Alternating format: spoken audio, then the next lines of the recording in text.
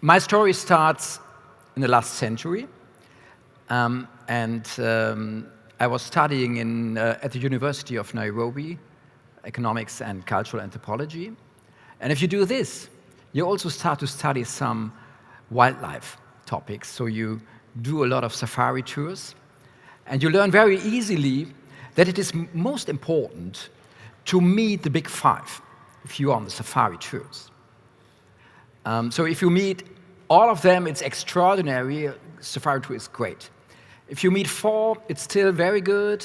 If you meet 3, okay, you're average. Below that, you can forget about the tour.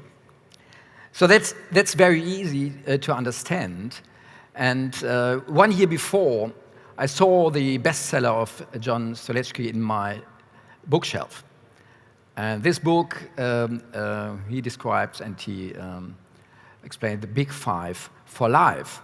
And I started to ask myself, what are the drivers for me, and how many big 5 I have met in the past, and how are the perspective to meet more in the future. So that's actually what I'm talking about. And probably the most important of the big 5 is, of course, my family. I have 3 daughters, a very grateful one, and this is Helena. She's 15 years old, and she had a very clear talk to me.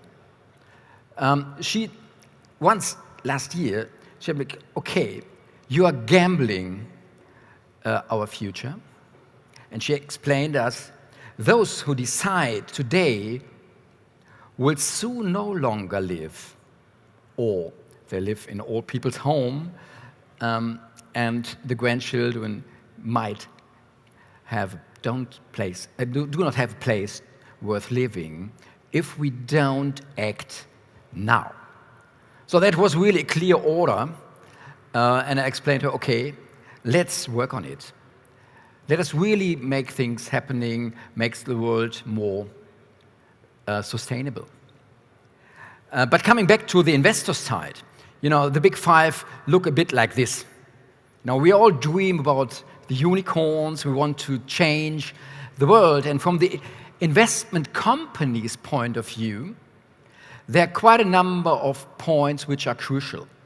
These are the big 5, actually, if you look to the investor's point of view. So you really want to make things happen. You really want to make a better place if you are an investor. So that drives you. Otherwise, you will not make enough money out of deals. And you need to have a certain mindset to look to opportunities.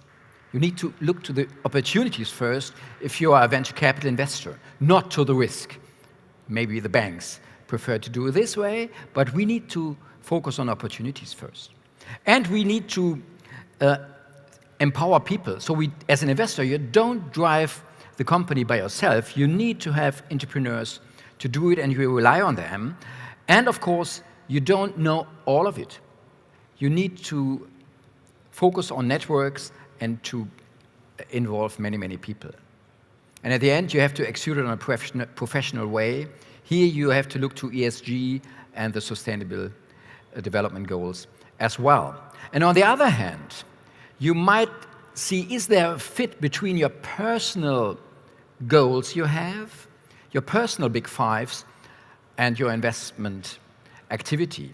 So are you really want to change the world? Are you really driven by this? And are you really want to deep dive in technologies? Are you really excited about it and want to empower others to set out relationships?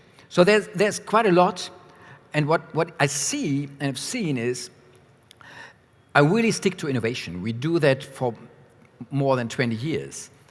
But we see a lot of digitization stuff and all this stuff, which is very important. But nowadays, we think there is a new perspective for a new wave for innovation in the circular economy. And the time for this change is now. We see, that we will have a tremendous change in the value chain in the whole industry. And we think it is the right time because there are 3 reasons. First of all, we have the pull from the consumers.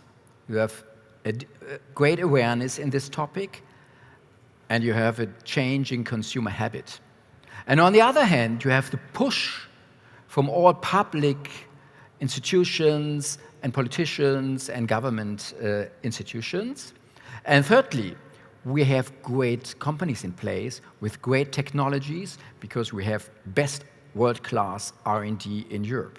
So that is really good reason to start. But what we see is there's a financial gap.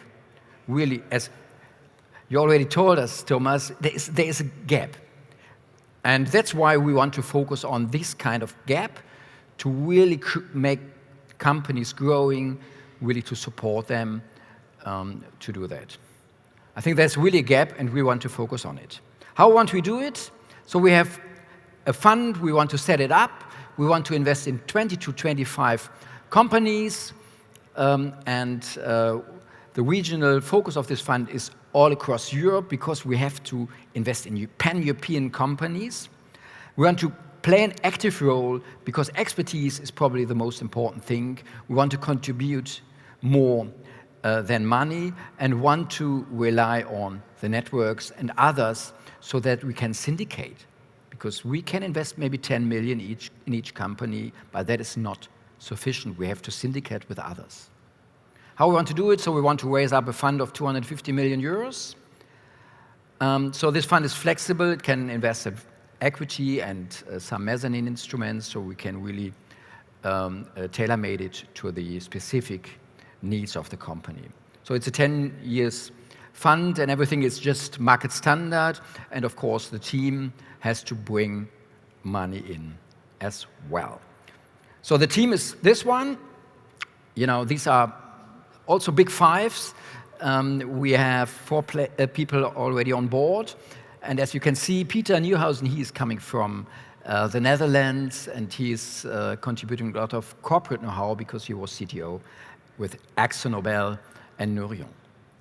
And the others also, and then we want to, of course, we want to set up an entrepreneurial team, bringing things ahead and really sharing this story. And it's all the same. The big 5 for an investor looks very simple. It's maybe like this. We believe in unicorns, and we think as well that we can only create unicorns here in Europe if we really set up pan-European companies. So we need to think on a European way. That's a very important message. It's also one of the big 5 we have in our mind. Thank you very much for this. Thank you for your attention.